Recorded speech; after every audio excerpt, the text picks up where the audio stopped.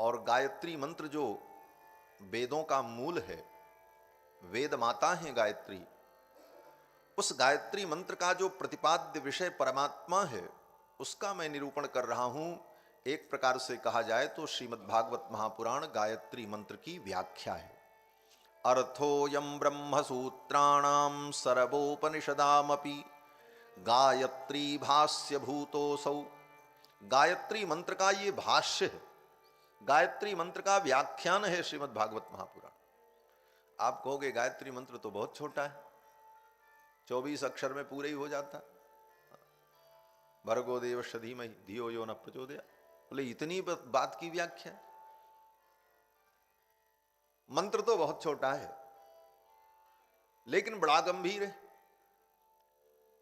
मंत्र का सामान्य अर्थ तो इतना ही होता है कि तत्सवितुर्वरेण्यम, वह जो सविता देवता है, वरेण्यम जो वर्ण करने के योग्य है, देवस्य उस देव का, धीमहि हम ध्यान करते हैं। क्यों? बोले धियो यो न प्रचोदयात्, जो हमारी धी माने बुद्धि को, प्रचोदयात् माने प्रेरित करे। बस सीधा अर्थ इतना ही है गायत्री मंत्र का, कि उस सविता देवता का हम ध्यान करते हैं, जो सविता देवता वर्ण के योग्य है, तेज संपन्न है, भर्ग संपन्न है, और इसलिए हम उसका ध्यान करते हैं कि वो हमारी बुद्धि को सत्कर्म में लगावे। कारण बोले भगवान किसी का हाथ पकड़ करके उसको सत्कर्म में नहीं लगाते। भगवान से कोई जीव सहायता चाहे तो भगवान प्रकट होकर के किसी की सहायता नहीं करते। क्यों? बोले परोक्ष प्रिया ही देवा।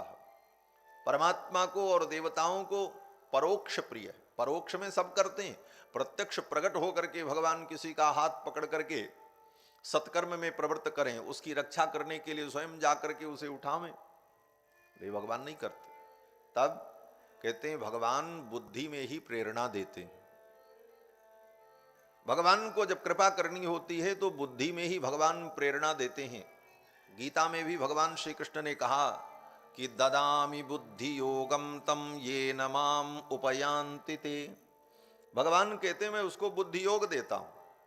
आपकी भगवान रक्षा करना चाहेंगे, आपने प्रार्थना की प्रभु मेरे ऊपर कृपा करो, मैं परेशान हूं, तो भगवान आपकी परेशानी दूर करेंगे। लेकिन कैसे? बोले आपकी बुद्धि में ही प्रेरणा कर देंगे, कोई ऐसा उपाय बता देंगे आपकी बुद्धि में कि आप वैसा करोगे और आपका काम हो जाएगा। ये भगवान की कृपा का स्वरूप है। इसीलिए गायत्री मंत्र में बुद्धि की प्रेरणा की बात कही गई कि हमारी बुद्धि को भगवान प्रेरित करे। तो गायत्री मंत्र का जो ये सामान्य अर्थ है, लेकिन इसके साथ साथ गायत्री मंत्र में अनेकानेक रहस्य हैं। संपूर्ण वेद गायत्री मंत्र में निहित है और गायत्री मंत्र की व्याख्या ही श्रीमद् भागवत महापुराण है। गायत्री भाष्य भूतोसो। अब गायत्री मंत्र की व्याख्या की जरूरत क्यों पड़ी? कहते हैं गायत्री मंत्र पढ़कर, जप कर सभी प्राणियों का कल्याण नहीं हो सकता। कारण बोले सभी लोग गायत्री मंत्र के अधिकारी नहीं। आज कितने विधर्मी धर्म के नाम पर सनातन धर्म के सिद्धांत की धज्जियां उड़ा रहे हैं। गायत्री मंत्र माइक में बोला जा रहा है, गायत्री मंत्र का हारमोनियम तबला के साथ संगीतमय गान हो रहा है। ये सब अधर्म है। गायत्री मंत्र का उच्च स्वर से उच्चारण आनुपूर्वी पूर्वक नहीं करना चाहिए। आनुपूर्वी का मतलब शुरू से अंत तक। एक वाक्य बीच का कोई बोल लो, कोई बात आवे कुछ कहने बताने के लिए कि हाँ वहां पर धीमहि कहा गया, प्रचोदयात् कहा गया, इस तरह व्याख्या के प्रसंग में कहा जा सकता है। लेकिन संपूर्ण मंत्र को भूर्भुवस्वः से लेकर प्रचोदयात् पर्यंत पूरे मंत्र को आनुपूर्वी एक क्रम से उच्चारण करना उच्च स्वर से अपराध माना गया है। वो पाप है। आज ये कार्य सर्वत्र हो रहा है और सभी लोग गायत्री मंत्र का जप, जहां देखो वहीं छोटे छोटे बच्चों को लोग सिखाते। घर में जाओ तो लोग कहते हैं हमारे बच्चे गायत्री मंत्र पढ़ते हैं। महाराज गायत्री मंत्र पढ़ने से उनका कल्याण नहीं होगा। क्यों? बोले जब गायत्री का अधिकार होगा तभी गायत्री जपने का फल मिलेगा। और गायत्री का अधिकार किसे होता है? बोले विधि पूर्वक जिसका यज्ञोपवीत संस्कार होता है वही व्यक्ति गायत्री मंत्र का जप कर सकता है। ब्राह्मण का ही बालक हो, लेकिन जब तक यज्ञोपवीत संस्कार नहीं होगा तब तक उस ब्राह्मण बालक को भी गायत्री मंत्र के उच्चारण का अधिकार नहीं। ब्राह्मण की स्त्री ही क्यों न हो, लेकिन स्त्री का यज्ञोपवीत नहीं होता, इसलिए स्त्री को गायत्री मंत्र का जप नहीं करना चाहिए। आजकल स्त्रियां भी जनेऊ पहन करके गायत्री मंत्र जप रही। कुछ पाखंडी संस्थाएं ऐसा काम करती हैं, जो यज्ञोपवीत पहना देती, बोले तुम भी पहनो और गायत्री मंत्र जपो, और बड़े गर्व से माताएं कहती हैं, अरे हम तो गायत्री मंत्र की दीक्षा लिए। अरे भाड़ में ऐसी दीक्षा जाए, वो तुम्हारे सनातन धर्म के अनुकूल नहीं है, उससे कल्याण नहीं होगा। सीताराम सीताराम करो, इसी से कल्याण हो जाए। जिसके लिए जो विहित है, जैसे गायत्री मंत्र की बड़ी महिमा है, क्योंकि गायत्री मंत्र वेद की मां है, वेद में उसका प्रतिपादन है, और वेद के जितने मंत्र हैं सब कल्याण के लिए, पुराणों में जितना विषय है सब प्राणियों के कल्याण के लिए। लेकिन समझना यह है कि सब सबके लिए नहीं है। क्यों? बोले जैसे मेडिकल स्टोर की सारी दवाएं किसी न किसी रोग की निवृत्ति के लिए बनी और सब उपयोगी हैं। मेडिकल स्टोर में दवाओं का जखीरा रखा हुआ, इतने दवाएं हैं और सब किसी न किसी रोग के लिए हैं, लेकिन सब सबके लिए नहीं है। कोई व्यक्ति बीमार हो और मेडिकल स्टोर की कोई भी दवा उठा करके खा ले बिना जाने समझे, परिणाम क्या होगा? बोले लाभ के जगह पर उसका नुकसान हो जाएगा। उसी प्रकार शास्त्र में जो कुछ है सब प्रकार के प्राणियों के लिए, क्योंकि कोई किसी की योग्यता भिन्न है, किसी की योग्यता भिन्न है, किसी का स्तर अलग है, किसी का स्तर अलग है। ये संसार की जो विविधता है, उन विविधताओं में सबके भिन्न भिन्न अधिकार के भेद से अलग अलग विषयों का निरूपण है। कल्याण सबका होगा।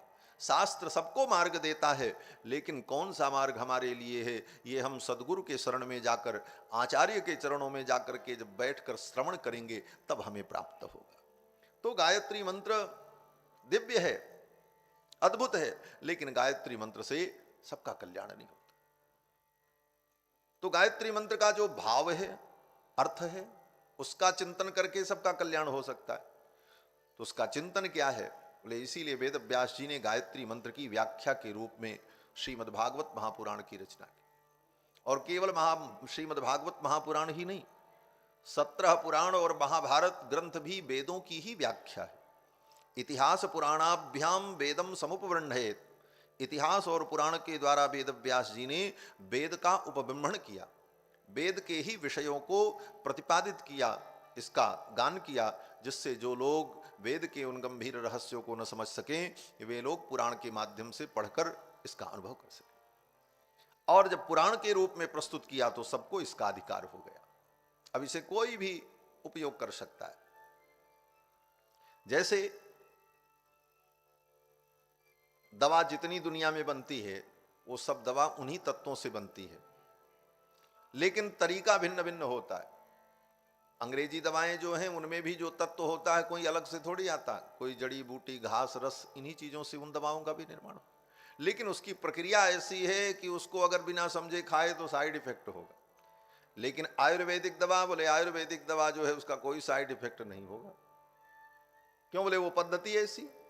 उसी प्रकार वेद जो है, वेद कम वेद में तो साइड इफेक्ट भी है, लेकिन पौराणिक विषयों में ऐसा कुछ नहीं है। पुराण कोई भी व्यक्ति पढ़े, 18 पुराण सबके लिए है, स्त्री, बालक, वृद्ध, जवान, कोई भी, यहां तक कि किसी भी धर्म का कोई व्यक्ति हो, अगर परमात्मा में उसकी निष्ठा है तो 18 पुराण में कोई भी पुराण वो पढ़े, पाठ करे, इसका अनुष्ठान करे, इसका चिंतन करे, सबके लिए मार्ग खुला हुआ है, इससे किसी को नुकसान नहीं।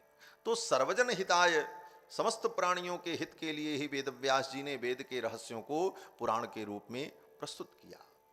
यह संकेत करने के लिए धीमहि शब्द का यहां पर वेद व्यास जी ने प्रयोग किया।